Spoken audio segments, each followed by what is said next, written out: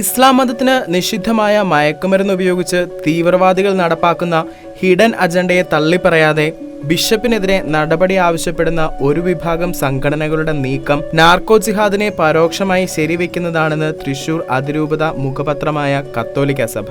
വിവേകപൂർവമായ അന്വേഷണത്തിനു പകരം വിവാദം ഉയർത്തിയ ഒരു വിഭാഗം തീവ്രവാദികൾക്കെതിരെയുള്ള പൊതുജന ശ്രദ്ധ തിരിച്ചുവിടുകയാണെന്ന് കത്തോലിക്ക സഭ ചൂണ്ടിക്കാട്ടുന്നു. തൃശൂർ അതിരൂപത പുറത്തിറക്കുന്ന കത്തോലിക്ക സഭ പത്രത്തിന്റെ ഒക്ടോബർ ലക്കത്തിലാണ് പാലാ ബിഷപ്പിനെ പിന്തുണച്ചും വിഷയം വിവാദമാക്കിയവരെ രൂക്ഷമായി വിമർശിച്ചുമുള്ള ലേഖനം പ്രസിദ്ധീകരിച്ചിരിക്കുന്നത്.